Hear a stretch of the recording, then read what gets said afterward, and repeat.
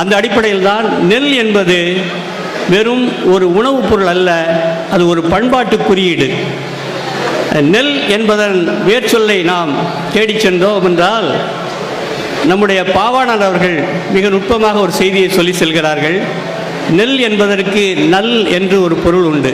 நல்ல இப்போல்லாம் நீங்கள் போய் பல ஊர்கள் நம்முடைய தமிழ்நாட்டினுடைய ஊர்களை எல்லாம் நீங்கள் சென்று ஆய்வு செய்து பார்த்தீர்கள் என்றால், அந்த பேரை மட்டும் எடுத்து ஆய்வு செய்து பார்த்தீர்கள் என்றால் அதற்கு பின்னால் இருக்கக்கூடிய வரலாற்று பின்புலமும் பண்பாட்டு பின்புலமும் பொருளியல் பின்புலமும் நன்றாக தெளிவு. நல்லூர் என்ற ஊர்களை நீங்கள் பெரும்பாலும் சென்று கவனித்து வாருங்கள். நல்லூர் என்றால் அங்கே கட்டாயமாக நெல் விளைந்த இடமாகத்தான் இருக்கும். அங்கே நிச்சயமாக ஒரு ஆற்றினுடைய பாதையோ அல்லது ஒரு பெரிய ஓடையினுடைய பாதையோ அல்லது ஒரு பெரிய கம்மாயோ ஏரியோ இருக்கும்.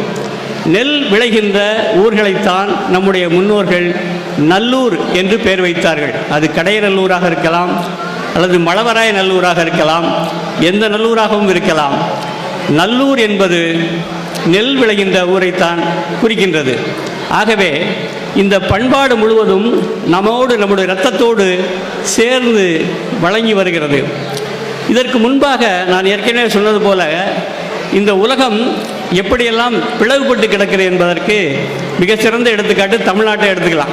இப்போ கிட்டத்தட்ட ஒரு நூற்றுக்கணக்கான பேர் நம்ம மரபு சார்ந்த உணவு பற்றிய விழிப்புணர்வு, நம்முடைய மரபை மீட்கின்ற உணர்வோடு இங்கே வந்து அமர்ந்திருக்கின்றோம். ஆனால் 2 நாட்களுக்கு முன்பு நாம் செய்தித்தாள்கள் மட்டுமல்ல, ஊடகங்களில் மட்டுமல்ல, அனைத்து செய்தி நிறுவனங்கள் மூலமாக பார்த்த மிக சோகமான ஒரு நிகழ்வு இந்த கள்ளக்குறிச்சியில் நடந்த பெரும் துயரத்தை நாம் பார்த்தோம்.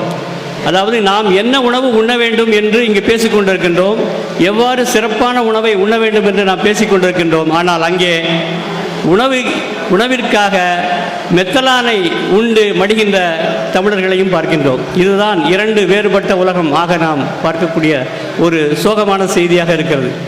ஆகவே இந்த சூழ்நிலையில் நாம் இந்த உலகத்தினுடைய சிந்தனை போக்குகளை நாம் சற்று ஆய்வு செய்து பார்க்க வேண்டும். பொதுவாக மனிதர்களை மையப்படுத்திய ஒரு சிந்தனை மரபு இங்கே உலகம் முழுவதும் இப்பொழுது ஆட்சி செய்து கொண்டிருக்கிறது. ஆந்த்ரோபோசென்ட்ரிக் என்று அதை சொல்வார்கள்.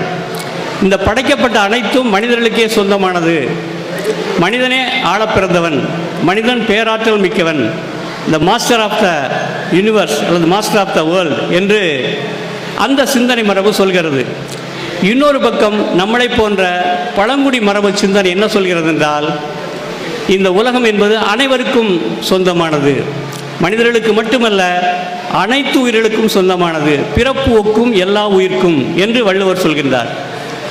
ஆக இந்த 2 போக்குகள் தான் இப்பொழுது உலகத்தை சண்டையிட்டு கொண்டிருக்கின்றது. அதில் வெற்றி பெற்றவர்களாக அந்த மனிதர்களை மையமாக வைத்தவர்கள் தான் இருக்கின்றார்கள். இன்னும் சொல்லப்போனால் பொருளாதாரத்தை மையமாக வைத்துதான் இப்பொழுது அனைத்து செயல்பாடுகளும் நகர்ந்து கொண்டிருக்கிறது. இந்த நெல் போட்டோம்னா எவ்வளோ விளையும், என்ன விளைச்சல் வரும், எவ்வளோ பணம் சம்பாதிக்க முடியலாம், அப்படி தான் நம்ம பெரும்பாலும் பேசிகிட்டே இருப்போம். இங்கே இருக்க யார்கிட்ட கேட்டாலும் சரி, நெல் போட்டாலும் சரி அல்லது இயற்கை விவசாயம் செஞ்சாலும் சரி, இயற்கை விவசாயத்தை பற்றி நம்ம பேச போகும்பொழுது பலர் கேட்கின்ற கேள்வி, சரிங்க இந்த விவசாயம் பண்ணோம்னா என்ன வருமானம் வரும், எவ்வளோ லாபம் கிடைக்கும் என்கின்ற அடிப்படையில் தான் எல்லாருமே பார்க்குறாங்க. ஆனால் இதற்கு பின்னாடி இருக்கக்கூடிய மிகப்பெரிய சூழ்ச்சியை நாம் மறந்து விடுகிறோம். ஏன்னா விவசாயத்தில் எப்பயுமே இந்த லாபம் என்பதை பார்க்கவே முடியாது. ஏனென்றால் அதற்கு பின்னாடி வேற ஒரு செய்தி இருக்குது, அதை நம்ம மறந்துடுறோம். ஏன்னா இந்த சந்தையை அடிப்படையாக கொண்டு உருவாக்கப்பட்ட இந்த பொருளாதார மாதிரி என்பது மிகவும் சிக்கலுக்குரியதான் இருக்கும். ஏனென்றால் அதிகமான விளைச்சல் வருது அப்படின்னா சந்தையில் விலை குறைஞ்சிரும். சரி, சந்தையில் விலை அதிகமாக இருக்குது அப்படின்னா விளைச்சல் குறைவாக இருக்கும். ஆக சந்தை என்பது நமக்கு எப்பொழுதும் சாதகமாக இருக்கிறது. இந்த கேபிட்டலிஸ்டிக் வேர்ல்டு என்று சொல்வார்கள், இந்த முதலீட்டை மையமாக வைத்திருக்கக்கூடிய பொருளாதார மாதிரியில் நாம் சந்தையை அடிப்படையாக கொண்ட இந்த மாதிரியில் உழவராகிய நாம் வெற்றி பெறவே முடியாது. ஆகவே நாம் வேறு வழியில் சிந்திக்க வேண்டிய நேரத்தில் இருக்கின்றோம். இப்பொழுது நாம் தெரிந்து கொள்ள வேண்டிய ஒரு முக்கியமான செய்தி என்னவென்றால், இந்த நெல் அல்லது நெல்லிலிருந்து வரக்கூடிய பொருளாதாரம் அதற்கு இருக்கக்கூடிய பண்பாடு, அதற்கு பின்னால் இருக்கக்கூடிய இந்த தத்துவம் என்ன என்பதை நாம் பார்த்து கொள்ள வேண்டும். அந்த அடிப்படையில் தான் இங்கே இருக்கக்கூடியவர்களெல்லாம் பெரும்பாலும் ஓரளவுக்கு பண்பட்ட பல்வேறு அமைப்புகளில் பொறுப்பில் இருக்கக்கூடிய பொறுப்பாளர்கள் என்ற முறையில் நான் ஒரு சில நுட்பமான கருத்துக்களை உங்களோடு நான் பேச ஆசைப்படுகிறேன். வழக்கமான ஒரு மேடையில், ஒரு பெரும் மேடையில் பேசிட்டு போகிறது வேறு. ஆனால் நீங்களெல்லாம் கொஞ்சம் ஆழ்ந்து சிந்திக்கக்கூடிய, செய்திகளை உள்வாங்கி நீங்கள் கொண்டு செல்லக்கூடியவர்கள் என்ற முறையிலே நான் சில சாரமான கருத்துக்களை சொல்ல விரும்புகிறேன். இது இயற்கைக்கும் பண்பாட்டுக்கும் நடக்கக்கூடிய இந்த போரில் அல்லது இந்த மாறுபாட்டில் நாம் வேறு ஒரு வடிவத்தை எடுத்துக்கொண்டு நாம் செயல்பட வேண்டிய கட்டாயத்தில் இருக்கிறோம். விஞ்ஞானி ஐயா நம்மாழ்வார் அவர்களால் 2006ஆம் ஆண்டு துவக்கப்பட்ட இந்த உலக புகழ்பெற்ற தேசிய நெல் திருவிழாவானது மறைந்த ஐயா நெல் ஜெயராமன் அவர்களால் 12 ஆண்டுகள் வெறும் 100 பேரை வச்சு ஆரம்பித்த ஒரு நெல் திருவிழா இன்னைக்கு 10,000 பேர் ஒரு நாளைக்கு கலந்துக்கிறாங்க. அந்த அளவுக்கான ஒரு பெருமை மிகு திருவிழாவை நடத்தி நம்ம விட்டு பிரிந்த ஐயா நெல் ஜெயராமன் அவர்களுடைய நினைவை இன்று நிறைவேற்றும் விதமாக ஒட்டுமொத்த இயற்கை விவசாயிகளும் நமது பாரம்பரிய நெல் ரகங்களை பாதுகாக்க ஒன்றிணைத்திருக்கிறீங்க. உங்களுடைய பாவத்தை தொட்டு நான் நன்றியை தெரிவித்துக் கொள்ள கடமைப்பட்டிருக்கிறேன். அதற்கு காரணம் என்னன்னா, நம்ம வீட்டில் நம்ம நெருங்கிய உறவினர்கள் வீட்டு கல்யாணத்தில் கூட இப்போல்லாம் யாரும் போகிறதில்ல. மொய்யை கொடுத்து நீங்களே போட்டுருங்கன்னு சொல்லக்கூடிய காலம் தான் இந்த காலம். பாரம்பரிய விதைகள் வேணும்னா நீங்கள் ஃபோனில் ஆர்டர் பண்ணாலே கிடைக்கக்கூடிய இடத்துக்கு நெல் ஜெயராமன் அவர்கள் இருக்கும் பொழுதே தமிழகம் முழுவதும் பரவலாக்கம் பண்ணிட்டாங்க. நெல் திருவிழாவுக்கு வந்து தான் நெல் வாங்கணுங்கிற சூழ்நிலை இப்போ கிடையாது. அதே போல் இயற்கை இடுபொருள் தயாரிக்கிறதுலேருந்து இயற்கை விவசாயம் குறித்த அத்தனை கருத்துரையும் யூடியூப் சேனல் மூலமாக பல முன்னோடி விவசாயிகள் இப்போ செஞ்சிட்டு இருக்கிறாங்க.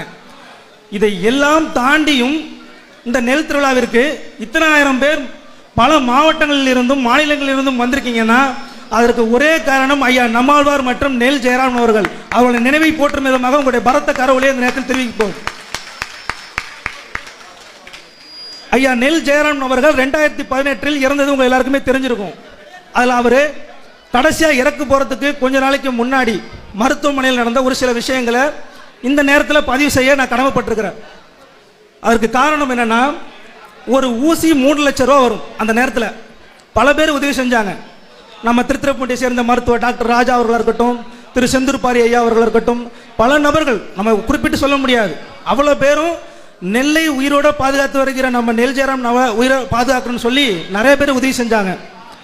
அப்படி செஞ்ச உதவியை மருத்துவமனையில் அனுமதிக்கப்பட்ட கடைசி நேரத்தில் மருத்துவர் சொல்கிறாங்க, இதற்கு மேலே செய்யக்கூடிய செலவுகள்லாம் வீண் தான், அதனால் நீங்கள் வீட்டுக்கு அழைச்சிட்டு போயிடுங்கன்னு கடைசியாக சொல்கிறாங்க.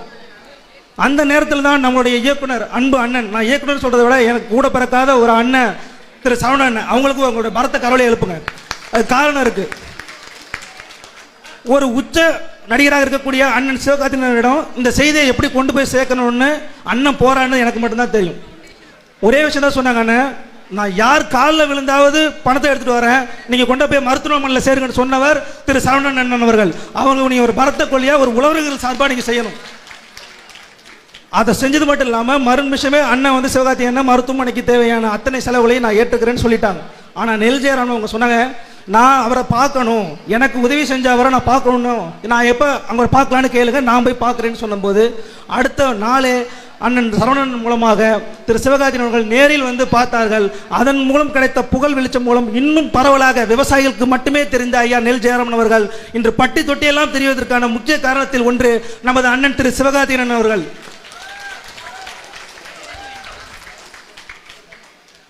அண்ணன் எல்லாம் கேள்விப்பட்டிருப்பீங்க. அண்ணனுடைய பையன் மகன் திரு ஸ்ரீனிவாசராமுடைய படிப்பு செலவை அண்ணன் தான் பண்ணிட்டு இருக்காங்கிறது எல்லாருக்குமே தெரியும். அதில் குறிப்பிட்ட ஒரு விஷயத்தை உங்களை பதிவு பண்ணணும். பொதுவாக ஒரு படிக்க வைக்க போகிறோம்னா என்ன சொல்லுவாங்க, நெல் ஜெயராமன் உங்களை பார்க்க வரும்போது, நீங்கள் கவலைப்படாதீங்க, உங்களுக்கு அப்புறம் உங்களுடைய பசங்களுடைய செலவெல்லாம் நான் பார்த்துக்கிறேன் அப்படின்னு சொல்கிறது இயல்பு. ஆனால் அண்ணன் அதை செய்யலை. நீங்கள் நல்ல குணமாவீங்கன்னு, நீங்கள் அடுத்த வருஷம் நடத்துகிற நெல் திருவிழாவில் நான் சிறப்புழைப்பாளராக வந்து கலந்துக்குவேன் அப்படின்னு சொல்லிட்டு, கவலைப்படாதீங்க எல்லாம் நாங்கள் இருக்கிறோன்னு சொல்லிட்டு கீழே வந்துட்டாங்க. வந்த பிறகு சரவணன் அண்ணனையும் என்னையும் கீழே அழைத்து அவருடைய மகன் படிப்பு செலவை ஏற்றுக்கொள்கிறேன் என்று ஒரு சொன்னாங்க. எங்களுக்கு சந்தோஷம். ஆனால் இது ஏன் நெல் ஜெயராமன் நீங்கள் சொல்லலைன்னு சரவணன் கேட்குறாங்க. அவர்கிட்ட சொன்னீங்கன்னா இன்னும் சந்தோஷப்பட்டிருப்பாங்களேன்னு. அப்போ அண்ணன் சிவகார்த்திகேயன் அண்ணன் சொல்கிறாங்க, இந்த மாதிரி சில பண்புகளை நான் கற்றுக்க ஆசைப்பட்றேன், நம்மளாம் தெரிஞ்சுக்கணும்னு நினைக்கிறோம். அண்ணன் சொல்கிறாரு, அவர் இல்லைன்னாலும் அவருக்கு தெரியாமல் கூட போட்டோம், ஆனால் அந்த குடும்பத்தை நாங்கள் விட்டுற மாட்டோம், நம்ம பார்த்துக்குவோம். ஆனால் ஒரு உடல்நிலை சரியில்லாத பொழுது அவருடைய மகன் படிப்பு செலவை நான் ஏற்றுக்கொள்கிறேன் என்ற சொன்னால் அதற்கு அர்த்தம் நீங்கள் கொஞ்ச நாளில் மறைந்து விடுங்கள் என்று நெகட்டிவாக போயிடுங்கிறதுனால அதை தவிர்த்தார். இது ஒரு பெரிய விஷயத்த நீங்கள் எல்லாருமே ஒரு இயற்கை விவசாயிங்கிற முறையில் அண்ணனுக்கு இந்த விதத்தில் ஒரு நன்றியை தெரிவிச்சுக்க நாங்கள் கடமைப்பட்டிருக்கிறோம். இயற்கை விவசாயங்கிறதுங்க இப்போ இருக்கிற சூழ்நிலையில் ரொம்ப பேராபத்தில் இருக்குங்க. ஐயா நம்மாழ்வார் நெல் ஜெயராமன் இருந்த காலத்தை விட இப்போ இயற்கை விவசாயங்கிற பேரில் நடக்கக்கூடிய சில விஷயங்கள் ரொம்ப அபத்தமாகவும் ஆபத்தாகவும் இருக்குது. நம்ம அதை விட பல மடங்கு ஒருங்கிணைஞ்சு செயல்படக்கூடிய காலகட்டத்தில் இருக்கும். காரணம் என்னென்னா, அதுக்கு முன்னாடி கொள்கை ரீதியாக வந்தவங்க தான் இயற்கை விவசாயம் பண்ணிட்டு இருந்தாங்க. நன்னிலம் உதயகுமார் மாதிரியான ஆள்களோ, அசோகன் ஐயாவோ, புதுச்சேரி வேணுகோபால் போன்றவங்கலாம் கொள்கை ரீதியாக வந்தவங்க. இதை போட்டால் இவ்வளோ லாபம் கிடைக்கும்னு யாரும் செய்யலை. ஆனால் இப்போ புதுசாக வரக்கூடியவங்க அவங்க இந்த பயன்படுத்தி பூச்சி மருந்தையும் ரசாயன உரங்களையும் பயன்படுத்தி உற்பத்தி செய்து உண்மையாக செய்யக்கூடிய இயற்கை விவசாயிகள் பொருளை சந்தைக்கு வராமல் இருக்கக்கூடிய பணியையும் செஞ்சுட்டு இருக்கிறாங்க. ஒரு பெரிய ஆபத்தில் இருக்கிறோம். அது மட்டும் இல்லை, உங்களுக்கு தெரியும் மாப்பிள சம்பா சகப்பா இருக்குன்னு தெரியும். ஆனால் TK9 சொல்லக்கூடிய ஒட்டு ரகமும் சகப்பா தான் இருக்கு. அப்போ பாரம்பரிய நிலைய இதுதான் பாரம்பரிய நிலை தெரியாத ஒரு சூழ்நிலை இருந்துட்டு இருக்கக்கூடிய நுகர்வோர்கள் பெரும்பான்மையாக இருக்கிற இந்த சூழ்நிலையில் TK9ம் அஸ்வினியையும் பாரம்பரிய நிலங்கள் என்று மார்க்கெட்டில் வித்துட்டு இருக்கிறாங்க. அதனால உண்மையாக இருக்கக்கூடிய விவசாயிகளுக்கு விற்பனை வாய்ப்பும் குறையுது, அவர்கள் மீது வைக்கக்கூடிய நம்பிக்கையும் குறையுது.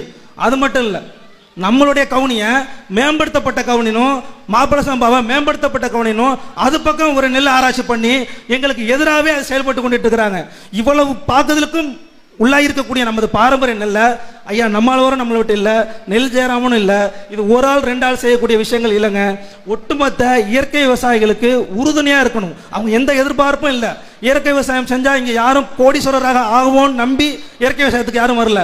நம்மளுடைய அடுத்த தலைமுறையை நோயில்லாத ஒரு தலைமுறையையும் நஞ்சில்லாத ஒரு உணவையும் நம்ம அடுத்த தலைமுறைக்கு விட்டு சொல்லணுங்கிற ஒரு கஷ்டமான சூழ்நிலை இருக்கக்கூடிய விவசாயி கூட 15 மூட்டை நெல் விளைஞ்சா கூட போதுங்கிற நிலைமை இருக்கும்போதும் கூட அவன் செய்ய தயாராக இருக்காங்க. ஆனால் அந்த நுகர்வோர்கள் பாரம்பரிய சில 100 ரூபாய் விற்கிது, 80 ரூபா விற்கிது, இதெல்லாம் நாங்கள் எப்படி வாங்கி சாப்பிட முடியும்னு கேட்குறீங்க. உங்கள் எல்லாருக்கும் தெரியும், துரித உணவுன்னு சொல்லக்கூடிய இரவு நேரத்தில் ஒரு ஃப்ரைட் ரைஸ் 100 ரூபா, இரவு மட்டும் சாப்பிடக்கூடிய ஃப்ரைட் ரைஸ் 100 ரூபா விற்கிது. ஆனால் 1 கிலோ அரிசியை 100 ரூபாய்க்கு நீங்கள் வாங்கினீங்கன்னா 1 மாதம் வரைக்கும் நீங்கள் சாப்பிடலாம். நீங்கள் ஒத்துழைப்பு தர மாட்டீங்க. உங்கள் ஒவ்வொரு வீட்டு மனசாட்சி தொட்டு சொல்லுங்கள், உங்கள் ஒரு வீட்டிலையும் 5000 மதிப்புள்ள மருந்துக்கள் நீங்கள் மாதம் வாங்கிட்டு இருக்கீங்க. உங்கள் குடும்ப உறுப்பினர்கள் இருக்கிற யாரோ ஒருத்தருக்காக. உங்கள் எல்லா குடும்பத்திலையும் ஏதோ ஒரு நோயாளி, சுகர் பேஷண்ட்டாகவும் இருக்கலாம், பிபியாக இருக்கலாம், இப்போ புற்றுநோயும் பெருகி இருக்கு. இது மாதிரி எல்லாருமே மருத்துவ செலவுக்குன்னு 5000 ரூபாயை மருத்துவ செலவு பண்ணிட்டு இருக்கிறோம். ஆனால் ஒரு இயற்கை விவசாயி ஒரு நல்ல பொருளை உங்களுக்கு கொடுக்கணும்னு நான் ரத்தத்தை சிந்தி வேர்வையை சிந்தி உங்களுக்கு உற்பத்தி பண்ணி கொடுத்தா அவனை இலக்காரமாக நீங்கள் நினைக்கிறதும் அவன்கிட்ட பேரம் பேசுகிறதும் 100 ரூபா விற்கிதுன்னு சொல்கிறதெல்லாம் ரொம்ப அபத்தமானது. நாங்கள் கார்பரேட்டுக்கு எதிராலாம் போராட முடியாது. இது சாதாரண விவசாயிகள். தயவு செய்து 100 ரூபா இல்லை 500 ரூபா சொன்னாலும் உண்மையான ஒரு இயற்கை விவசாயம் இருந்தாங்கன்னா அவங்ககிட்ட நீங்கள் தயவு செய்து வாங்கிங்கன்னு சொல்லி உங்கள் பொறுப்பாக தொட்டு வணங்கி வேண்டி கேட்டுக்கிறேன். இதை ஏன் சிவகார்த்திகேயன் முன்னாடி நான் சொல்கிறேன்னா, இதன் மூலமாக இதை பார்த்து கொண்டிருக்கக்கூடிய ஒவ்வொரு வீட்டில் இருக்கக்கூடிய சின்ன குழந்தைகள் வரைக்கும் போய் செல்லும். காரணம் ஏன்னு சொல்கிறேன் கேளுங்க. அண்ணன் இது வரைக்கும் நம்ம நிலத்தில் நடத்திருக்கிறோம், விவசாயிகள் வருவாங்க, இவங்க எல்லாருக்கும் தெரியும். ஆனால் பொதுமக்கள் அதிகமாக வரமாட்டாங்க. இந்த நேரத்தில் பொதுமக்கள் வந்திருக்கீங்க. அதுக்கு காரணம் சிவகார்த்திகேயனுடைய குட்டி குட்டி ஃபேன்ஸ். அவங்க என்ன சொல்கிறாங்க, அம்மா நெல் திருவிழா நடக்குது, குழந்தை சொல்லுது தயவு செய்து என்னை அழைச்சிட்டு போ, அண்ணன் கூட ஒரு ஃபோட்டோ எடுக்கணும், இல்லைன்னா நான் பார்க்கணும் அப்படின்னு ஒரு குழந்தை உங்களுக்கு அறிவுரை சொல்லி ஒத்துறீங்களா? ஒத்துக்கிறவங்க கைத்தட்டுங்க. அப்போ ஒரு சின்ன குழந்தை மனசுல விதைக்கணுங்கிறது தான் இந்த நெல் ஜெயராமன் பாரம்பரிய பாகுமத்தினுடைய நோக்கம். அது நான் இன்னைக்கு நிறைவேறிக்குன்னு ஒட்டுமொத்த விவசாயிகள் சார்பாக இந்த நேரத்தில் நான் நன்றியை தெரிவிக்க கடமைப்பட்டிருக்கிறேன். அதுக்கப்புறம் நம்ம டாக்டர் அப்துல் கலாம் அவர்களுடைய ஆலோசகர், உங்களுக்கு தெரியும், எல்லாருமே தெரியும். அவருக்கு ஒரு பெரிய உறுதுணையாக இருந்தவர் நம்ம பொன்ராஜர். அவர் ஒரு நிமிஷம் எந்திரிச்சு அவர் ஒரு பரத்தை கழுவி ஒழுப்புங்க. பல விஷயங்கள் விவசாயத்தை அடுத்த கட்டத்துக்கு அறிவியல் பூர்வமாகவும் கடத்தணுங்கிற பெரிய முயற்சியை சார் எடுத்துட்டு இருக்காங்க. அவங்களுக்கு எங்களுடைய பாராட்டுகள். அண்ணன் சிவகார்த்திகேயன் கொஞ்சம் நேரத்தை அதிகமாக எடுத்துக்கிட்டேன். இருந்தாலும் என்னுடைய கருத்தை உங்கள் மூலம் நீங்கள் இருக்கும்பொழுது நான் பதிய வைக்கிறது என்னுடைய கடமை. இது ஒட்டுமொத்த விவசாயிகளுடைய குரலாக இன்னைக்கு தமிழகம் முழுவதும் ஒலிக்குங்கிற நம்பிக்கையில் நான் பேசியிருக்கேன். ரொம்ப நன்றி.